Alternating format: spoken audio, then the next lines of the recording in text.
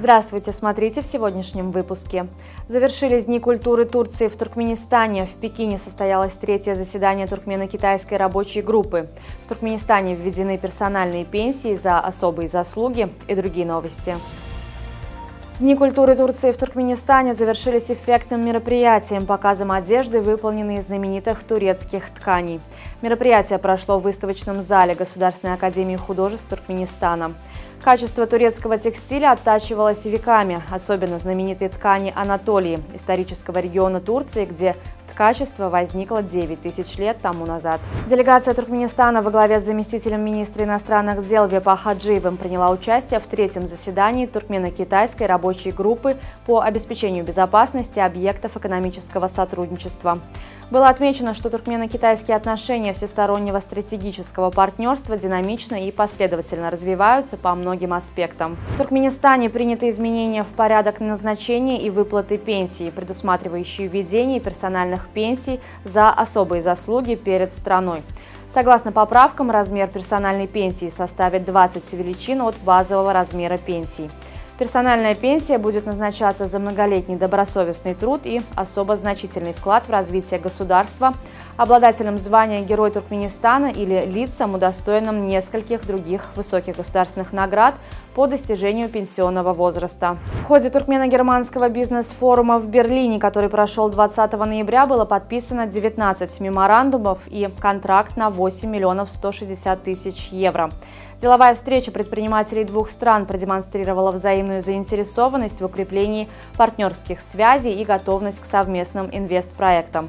Бизнес-делегация Туркменистана провела встречи с немецкими партнерами, в ходе которых обсуждались важные аспекты стратегического сотрудничества. При полном аншлаге в Ашхабаде прошел концерт эксцентричного дуэта пианистов из Германии.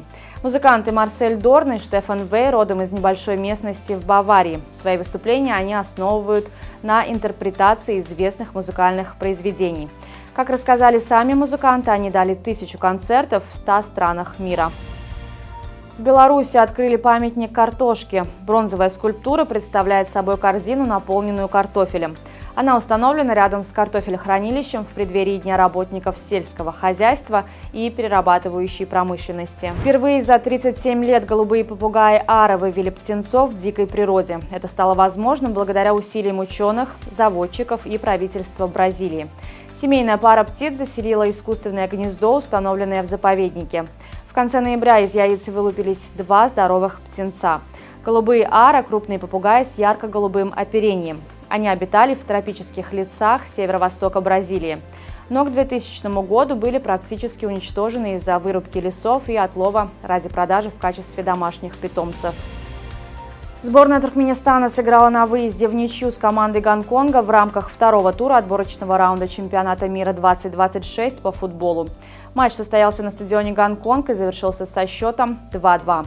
В составе туркменской команды дублем отметился полузащитник гонконгского Кичи Руслан Мингазов.